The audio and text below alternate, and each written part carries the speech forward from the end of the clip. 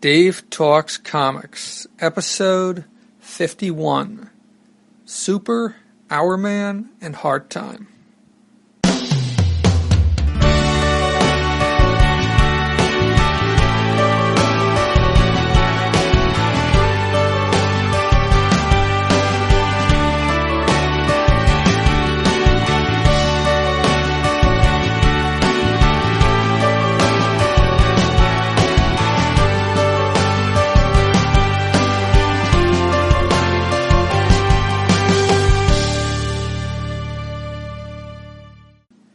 Dave Talks Comics is a podcast on the subjects of comic books and cartoons.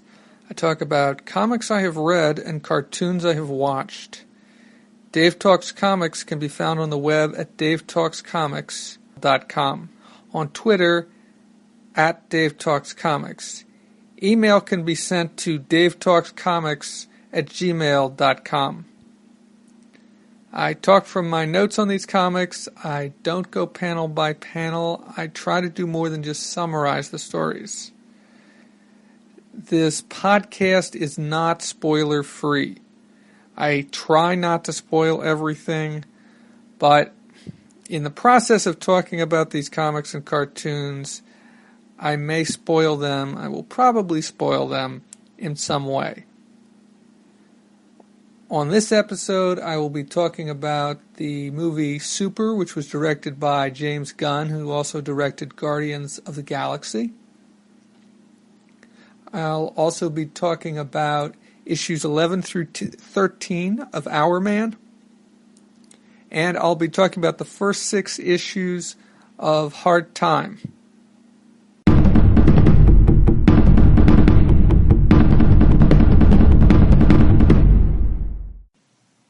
Super. Okay, I'm kind of behind in the comic book movies. I think the most recent ones I saw were the Wolverine one where he battles, where he's in Japan.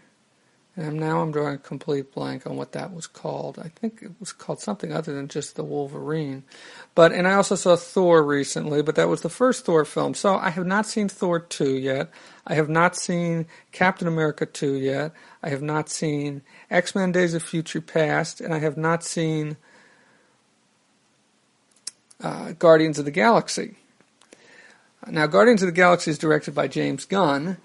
And actually, before I get to that, let me just say, I've noticed that they've taken a number of those Marvel films that were on Netflix off of Netflix. The Avengers is still on there, but all the individual films that were on there are gone. So Iron Man's no longer on there, Thor, Captain America, which leaves me with some doubt as to whether those other films, like the ones I just named that I have not seen yet, are ever going to be put up on Netflix. So I may have to go to some other service to get them, whether that be Hulu or to pay to rent them, but I'm going to try and wait until they come down in price a little bit, or they have a special or something, or a deal, on them.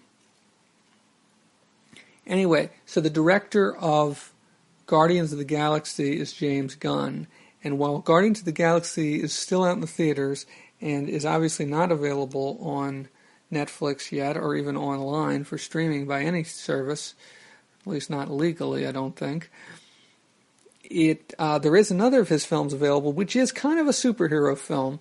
And so I guess I'm kind of skirting the line here in talking about this, because this is not based on a comic book. It's called Super. He wrote it and he directed it. It stars Rainn Wilson, who is a character or an actor who I am not familiar with. He plays a guy named Frank. It also has in it Ellen Page, who I'd seen in a couple things. I remember Hard Candy, and there's probably something else I've seen her in. Linda Cardellini, who was the lead in Freaks and Geeks, is in it, although it's a very small part. She just has one scene in it early in the movie. Liv Tyler is in it. Kevin Bacon's in it. Nathan Fillion's in it. Michael Rooker's in it. Okay, so let me talk about the story, or at least give you a brief idea of what it's about. Basically, Rainn Wilson plays a guy who's a short order cook at a diner.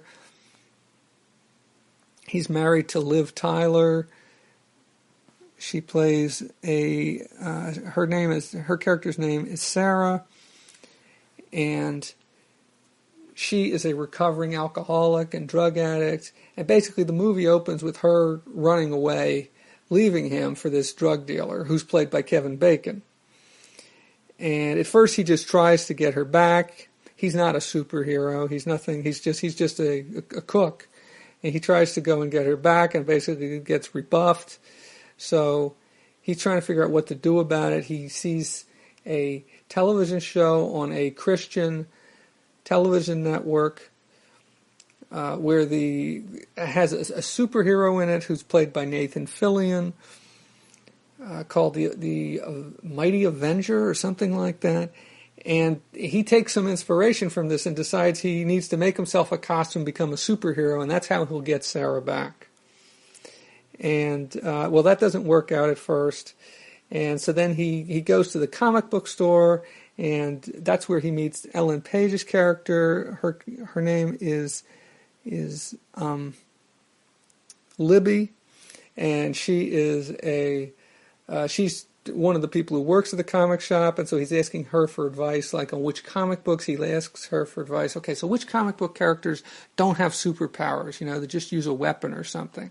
And so she's pointing out stuff like Green Arrow and Batman. And at first she points out Captain America, and she's like, no, not Captain America.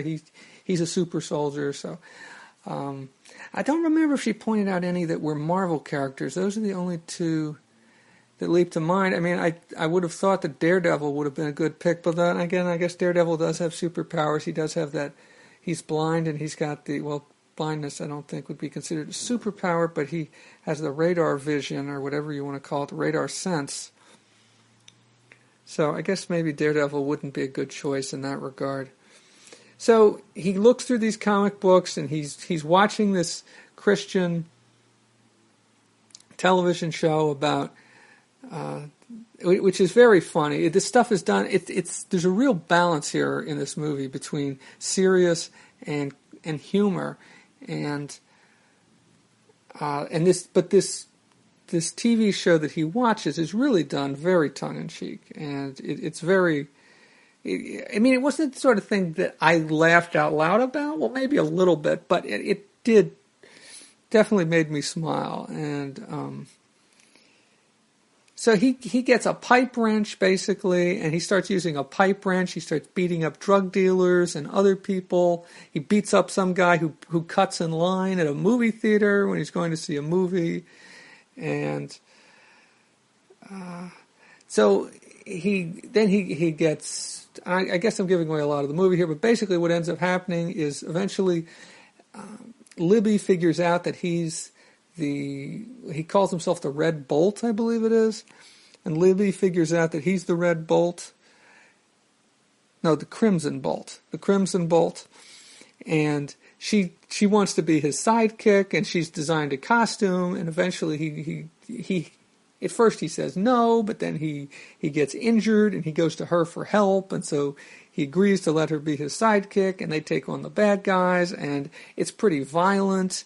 And there's some really cartoonish violence in this, and the special effects are kind of rough, and there's, they do some of that stuff like from the old Batman TV show from the 60s where you have these sound effects showing up or words showing up on the screen, and it's not crisp and clean, it's a little rough around the edges, but I think that's part of the fun, and I don't think everything has to be crisp and clean. All movies need to be. So... that kind of stuff really made me laugh, and so eventually they go in to rescue Sarah, and I don't want to give everything away, but it's got its ups and its downs, and it's not exactly the sort of and they all lived happily ever after in the end. That's not how it ends. And that's all I'm going to say about the very ending.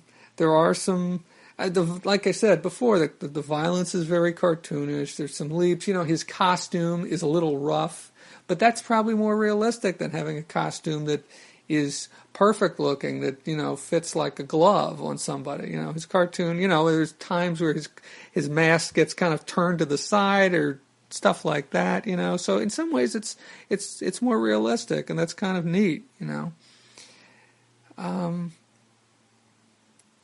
So let's see. I'm looking through my notes here to see if there's anything else I've forgotten. So I really enjoyed it.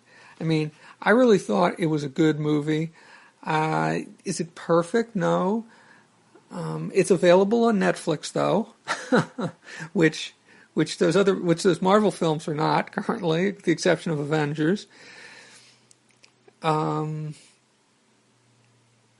It does not pass the Bechdel test. There's only a couple. Well, the only prominent female characters in this are Ellen Page's character, Libby, who then, when she becomes a superhero, is known as Bolty. And also there is Sarah, Liv Tyler's character, who is Frank's wife, who's been captured by Kevin Bacon, the drug dealer.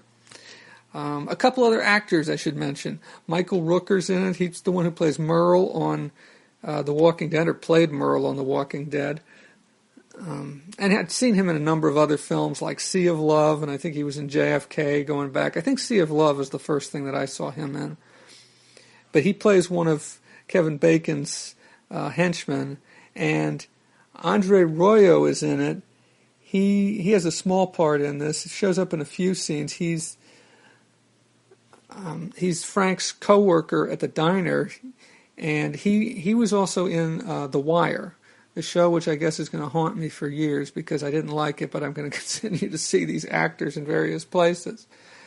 But he's okay, I mean, he doesn't have a very big part in this. Let's see, anything else I'm forgetting? Well, okay, there also is a part where Libby later becomes Bolty, is a very over-the-top kind of character. She's always cursing, and which I found amusing, but Frank doesn't, and he apparently is a very religious person, or at least sees himself that way. And, I mean, he takes his inspiration for the superhero business from a religious television network. And then at one point, she gets to be kind of infatuated with him, but he doesn't return that, and she kind of forces herself on him. So she does force herself on him. And I don't know, that's one aspect of the story, which I don't have a problem with that. I mean, I thought it worked with the rest of the story. It helps to flesh things out in some ways, and I can see how some people might think that it was kind of gratuitous. But I was saying before that there really is this movie does not pass the Bechdel test. And that's because there's really only two female characters. A couple other small female characters, or female characters have very small roles in this movie. Just show up once, but the main two female characters really don't have any interactions in this movie, and so obviously the movie can't pass the Bechdel test, which is that there have to be at least two female characters, they have to be named, and they have to have some conversation in which they talk about something other than men. And if they don't have a conversation, then obviously it can't pass the test. But anyway, on the whole, I really enjoyed this movie.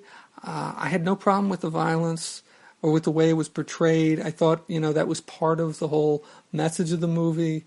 And I have not seen Kick-Ass, which I understand has some similar themes to it. The idea of an ordinary guy going out and becoming a superhero, just putting on a costume and trying to fight crime. But I thought that this one was good. It's not great. It's probably not for everybody. Probably not everybody who hears this. Well, probably not everybody who sees it is going to like it. But I enjoyed it. I felt like it was worth my time. It only gets like a 49% on Rotten Tomatoes and a 6.8 out of 10 on IMDb. But I thought it was better than either of those scores. And I think that's just people measuring it against Hollywood films and expecting all movies to be up to a certain level, I think it's a little complicated in some ways. I mean, the ending, it has a positive ending, but it doesn't, it's not, like I said, it's not, and they all live happily ever after in the end. So there's that to consider. So anyway, if you've seen it, if you haven't seen it, I really enjoyed Super. I thought it was worth my time. And if you like superhero films, especially ones that deal with characters who don't have superpowers, and you don't mind a lot of violence, then maybe you should give it a try. That's as far as I want to go as far as recommending Super.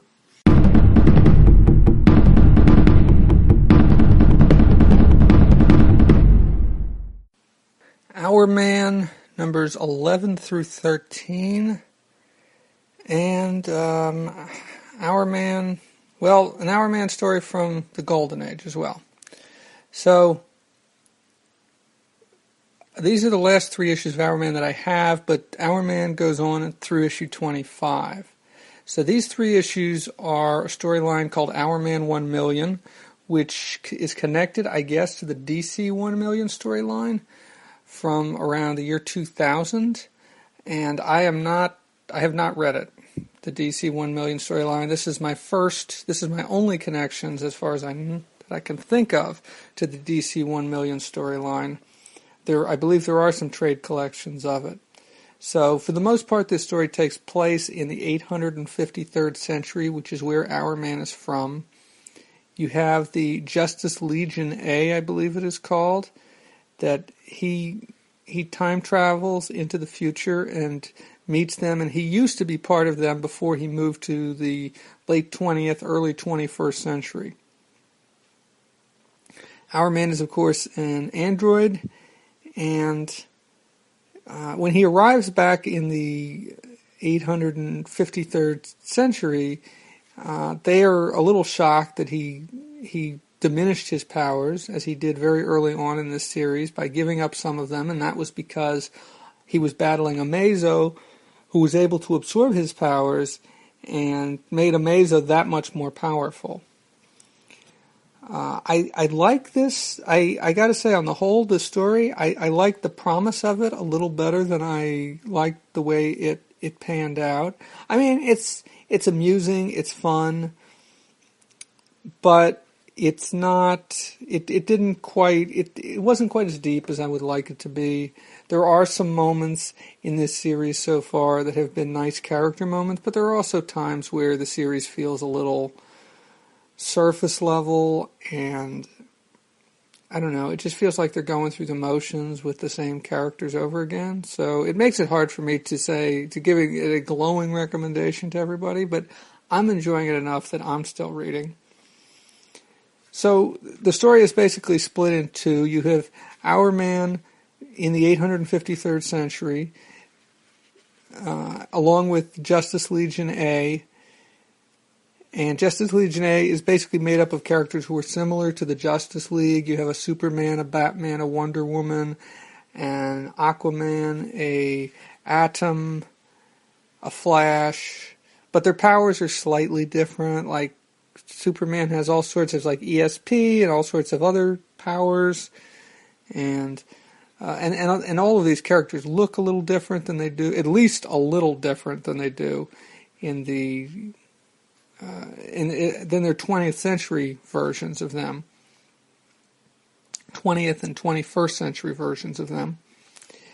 And I thought it was kind of neat at first. I was really looking forward to see the different powers and how but then they really don't use them a whole lot. And maybe that's just because the story is focused on Hourman, because it is Hourman's comic. There is this one aspect of it that I thought was kind of neat, was how they took, at one point they traveled to the planet Rainn, which is where Adam Strange made a home back in the 20th century, and there's the guardian of the planet Rainn is now known as the Adam Stranger, and so it's kind of a combination of the Phantom Stranger and Adam Strange, or at least that's what I take from it. And I guess the other area where I'm a little disappointed is that in the artwork, and that's because the first issue of this, number 11, is drawn by Rags Morales, who's the regular artist for this issue, but then the next two are drawn by Steve Scott. And who does a decent job with it, but it's not Rags Morales. And so I was a little disappointed there. It wasn't quite what I hoped it would be as far as the look goes. But so that's the A story. The A story is Hourman and the Justice Legion facing off against these bad guys who are able to duplicate their powers. And so once again, you have Hourman having to battle somebody who's able to duplicate his powers, this time in the 853rd century. He ends up at Tyler Technologies, I think it's called, which is where he has to be repaired because there's a duplicate of him who tears him apart, and the guys from Tyler Technologies, who are also androids for the most part, have to do stuff to help to rebuild him. And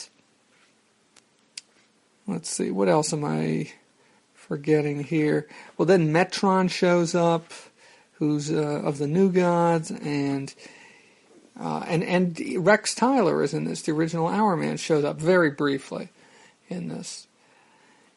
And okay, so the B story is basically Snapper Carr and Bethany and Dr. Tog and a couple of other people make their way onto Hourman's time ship, and Scorcher, the demon, make their way onto Hourman's time ship and get trapped there, basically. And apparently nothing happens on Hourman's time ship. They don't need to eat, they don't need to sleep, but time continues to pass, and the men grow beards, and it just, I don't know, there wasn't a whole lot there. Dr. Tog is there. And so that's basically it, I guess, for Hourman's 11 through 13. Just looking through my notes to see if there's anything else forgotten. I haven't. No, there isn't. Okay, so the other comic book I was going to talk about right now is I went and I bought a copy of DC 100-page Super Spectacular number 18, which has a reprint from Adventure Comics number 57, I think it is. Let me double check. From Adventure Comics number 57, yes, December of 1940. And this is an Hourman story, and this was the first appearance of Dr. Tog. It's only 8 pages long. Dr. Tog and the Gumbezzis, who appeared in Hourman number 10, I think, which I think was called Bride of the Gumbezzis. So basically, it's not that great a story, you know. Honestly, I wouldn't. It cost me a bit. I decided to get a copy that was not all beat up. There were some beat up. I probably could have gotten a beat up copy for like $10. This is it is a 100-page issue. This is just one story out of 8 in this issue. There are 3 Superman stories. Well, 2 Superman and 1 Superboy story, plus a Golden Age Atom. A Tale of the Golden Age Atom, A Tale of the Silver Age Atom, in which he fights Dr. Light. It might be his first appearance, I'm not sure. The first appearance of Dr. Light. And there's TNT and Dan the Dynamite. And there's a Captain Triumph story. So I looked at it as kind of like buying a trade. So it cost me $16 with shipping. But I'm planning to read the rest of these stories and probably report on at least some of them. So it was kind of more like buying a trade was the way I looked at it. And 16 pages, even though it's only 100 pages, 16 pages for a trade seemed reasonable. And like I said, I wanted to get a copy that wasn't all beat up, which is what I got. I mean, it's not in mint condition, but I'd say it's in fine condition. And, I mean, the pages, everything is intact. There's no tears in the cover or tears in the pages. It's a little bit worn around the edges, but not very much. I mean, there's no major deterioration around the edges, maybe a tiny bit around the corners. So it's in very nice shape, and it seemed like a reasonable price considering how much this issue was going for, and also the fact that I really wanted to read that first appearance of Dr. Tog. So even though it didn't turn out to be that great of a story, it's kind of, I like it for the history of it. I like to be able to read that kind of stuff. And one of the other stories in this, one of the Superman stories, is a story called The Story of Superman Red and Superman Blue, and I know I've heard about this. I think Grant Morrison did something with this, but I'm not sure. There's also a reprint of the only time that Superman appeared in uniform, when Clark Kent joined the Army. And so anyway, so that's... Unfortunately, there's nothing really to report on that Hourman story, other than it's the first appearance of Dr. Tog. I knew that. I just wanted to see it. I wanted to read it. And this is the only reprint that exists. My only other option was to buy Hourman number 50, or Adventure Comics number 57, which probably would have cost me at least 5 to 10 times more than what I paid, at least for a decent copy, if not more. So anyway, that's it for Hourman 11 through 13. And the Hourman story from Adventure Comics number 57. I am planning to continue reading Hourman. I'm not sure if it'll turn out to be worth it. I mean, there's another 12 issues to go. But I'm curious to see where it goes. I like time travel stories. And there's been enough in this to keep me interested. It isn't a Grand Slam home run, great storyline, but like I said, I'm enjoying Hourman enough that I want to read more.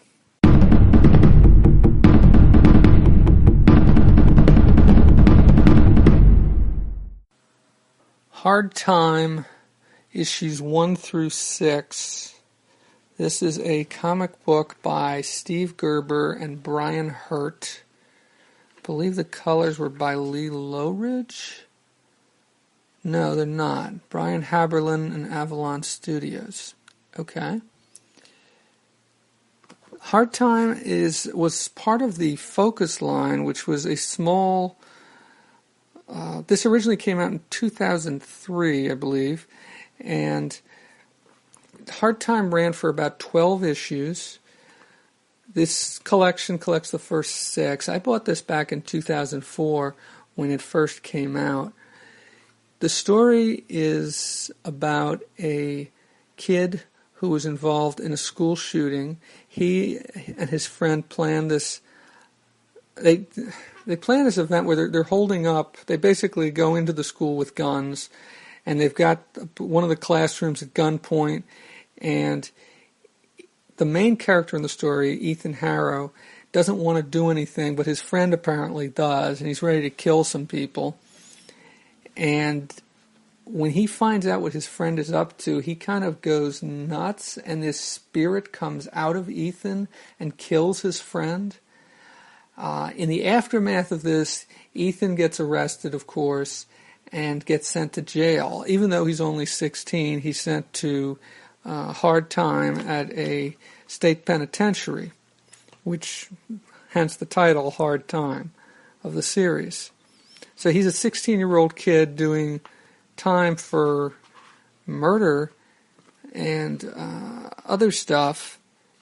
I don't know, conspiracy, or I'm not sure exactly what the charges are. Maybe I should have looked them up. So he's sentenced for 50 years to life. And this spirit that came out of his body and killed his friend is a big part of the story and continues to be a big part of the story. So the first chapter, the first issue, was about him, the incident at the school, the trial, and him getting sentenced to jail. And the second issue is him arriving in prison. And he arrives there with 3 other characters, 3 other people who've just been convicted. At least one of them is a repeat offender. The other 2 are young, but they're not as young as he is. And Cole, I believe, is a repeat offender. He's a big black guy. And then there's a white guy named Gatherwood, who you later learned out has been convicted for raping a young black girl.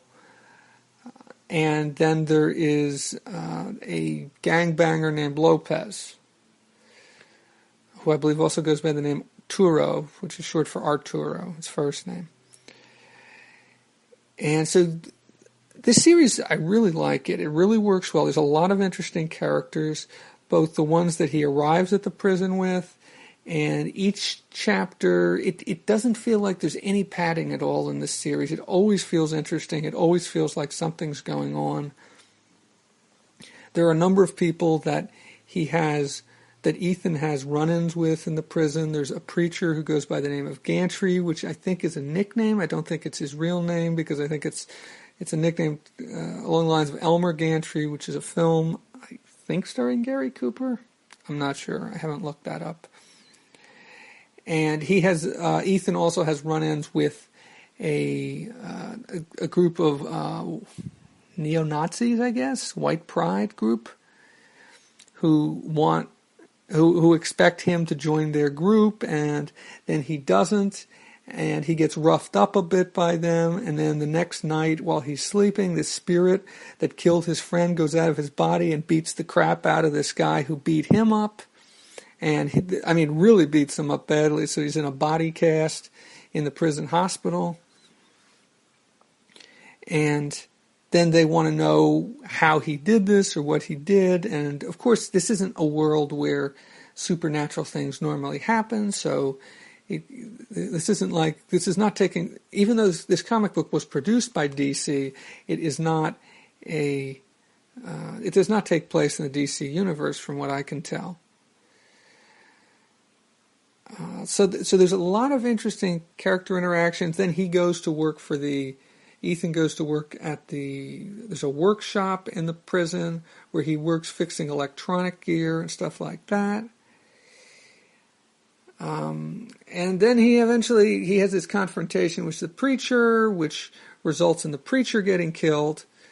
And the preacher isn't technically a preacher, at least not that I can tell. He was arrested for bombing an abortion clinic, for killing a number of people in the bombing of an abortion clinic, and I don't think he was a preacher. He's certainly not functioning strictly as a preacher in the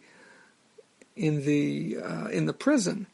I mean, he is an inmate in the prison, and you're constantly seeing him with a mop and a bucket, and he saves Ethan at one point from the neo-Nazis, but then later on, he's involved in meting out justice to this rapist, Gatherwood, who Ethan showed up in the prison with.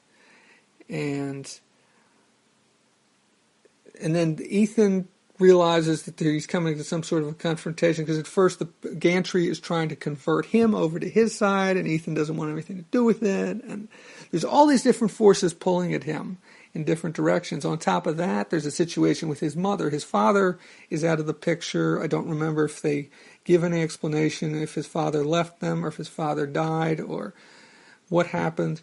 But his mother does not have a lot of money. She's about to get sued, so she is sleeping with the lawyer who defended him, and that drives him a little crazy. So there's all these different things going on. It's a really good story. For years, this came out in 2003. It ran for 12 issues before it was canceled. It was later revived. Now, Steve Gerber has passed away, so he's not there to, and I think he may have been working on the revival of this series. I don't know how many issues there was in the revival, but I don't think it was even as many as there was in the original run. And I think it was called Hard Time Season 2 or something like that.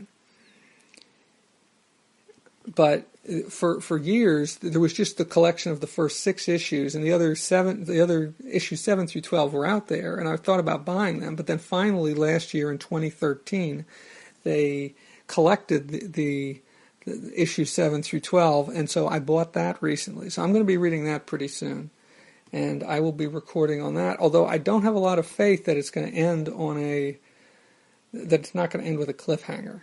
That's what I mean. So, but I think this is a great read. It's not a superhero book, although it has a supernatural element to it. I think the artwork by Brian Hurtt is excellent. You get a lot of good sequential storytelling. There are a lot of of splash pages that are done very good, a lot of both in the prison and I guess the other thing I should mention is the coloring is interesting because they do different things with the coloring. Sometimes the pages have a very blue tone to them. When the spirit comes out, they have a very reddish tone to them. So you get that kind of wash effect in a lot of these pages where the pages have a dominant color theme. Sometimes it's yellow, sometimes it's blue or purple, sometimes it's a greenish, sometimes it's red. It's very rare that there's a plethora or a lot of distinct colors. There's usually a dominant color in most of these pages. And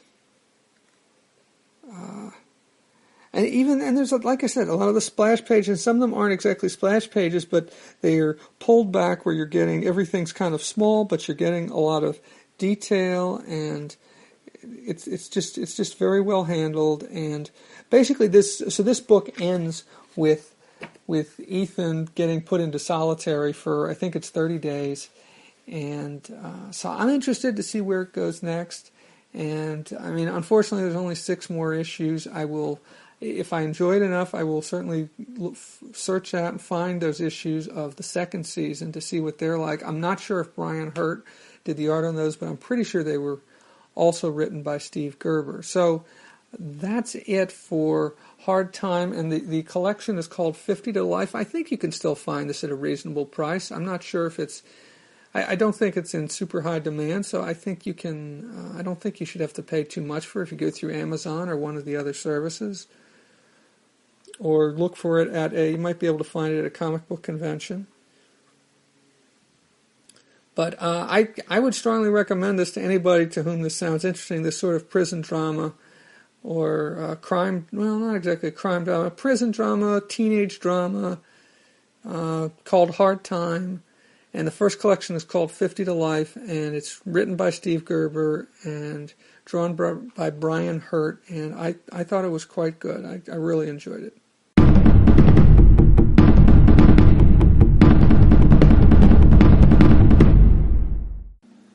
A few more notes before I close out here.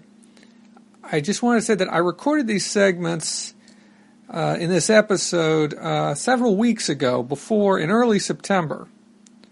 I believe at the time the Guardians of the Galaxy was still in the theaters. I don't think it is anymore. Also, I made some reference to the fact that issue 13 was the last issue of Hourman that I had, when actually, since then, and actually at the Baltimore Comic-Con, I picked up most of the remaining issues of Hourman, and I plan to read those and talk about them on a future episode. The only issue I think that I'm missing at this point is issue 20, and I'll probably pick that up somewhere the next month or two via Comic Collector Live, probably. And then finally, I want to talk a little bit about Hard Time. I made a reference that I wasn't sure what the charges were against Ethan Harrow. So I went back and I looked at the book, and these are the charges, and I'm reading directly out of the book. He was charged with multiple counts of felony murder, attempted murder, assault, kidnapping, and illegal possession of deadly weapons. And to put some numbers on those, it was 5 counts of felony murder, 1 count of attempted murder, and 44 counts of kidnapping. And he was found guilty on all of these charges and sentenced for 50 years to life. 50 to life. Now, I made a brief mention of Season 2 of Hard Time. The original run of Hard Time, which isn't called Season 1, but effectively that's what it is, those issues came out from April, the cover dates are April 2004 to March 2005. And there was 12 issues. On this episode, I talked about the first 6. I'm planning to talk about the last 6 on a episode sometime, maybe in another month or so. Season 2 was just 7 issues, and from the looks of it, I have not read those issues yet. I don't even have those issues at this point. It looks like they were rushed. It looks like he had a lot more story to tell, Steve Gerber. Oh, and by the way, they were written and drawn by the same team that did the original season. So it was Steve Gerber and Briann Hurtt once again working on it. And those issues came out from February through August of 2006. And from the looks of it, it got rushed a little bit. And the last issue, based on the cover, looks like a flash forward to when Ethan finally gets out of jail after 50 years. But I'm not certain. That's I haven't read it yet. And the other thing to say, Steve Gerber, I don't think this was the reason it was canceled, but he died. I don't know, maybe it was. He was battling, he had lung disease, and he died of lung disease in February of 2008. And Hard Time Season 2 was the next to last thing that he worked on. And so that wound down in 2005, and really the only other thing that he did before he died was there was a Dr. Fate story that he was working on, and I think it was Countdown to Mystery, and there may have also been a one-shot called The Helmet of Fate or something like that. I haven't read any of those. I'm getting this information from Comic Book DB. And actually the Dr. Fate story was not finished. It was supposed to be an 8-part story, and only 7 parts were published. And I believe the last few parts came out after he died, but of course he'd written them well in advance. The other thing worth mentioning is that there's an issue of Back Issue, which is a magazine that's published by Tomorrows that does some very nice work.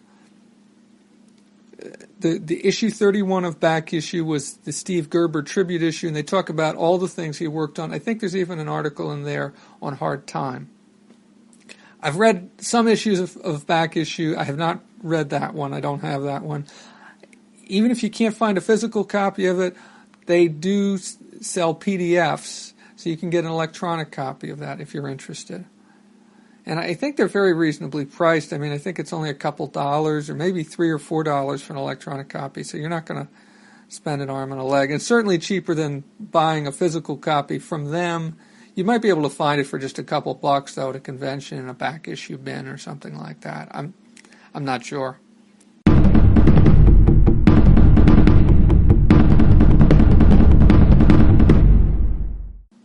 That's it for episode 51 of Dave Talks Comics.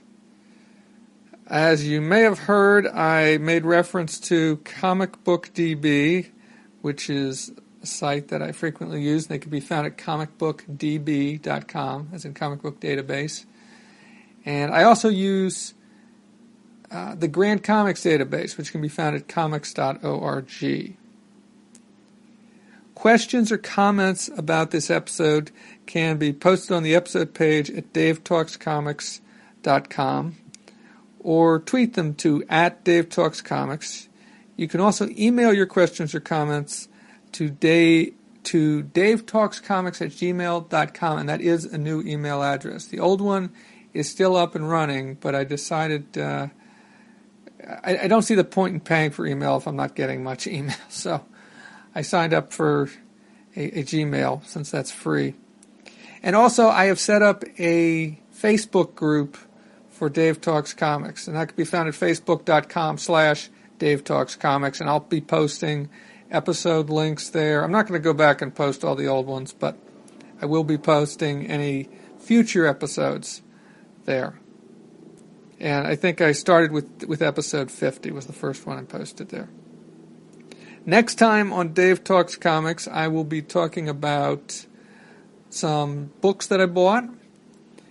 Then I'll be talking about Wolverine, a Wolverine story from Marvel Comics Presents. And finally, I'll be talking about an episode of Young Justice. I'm Dave. Thank you for listening.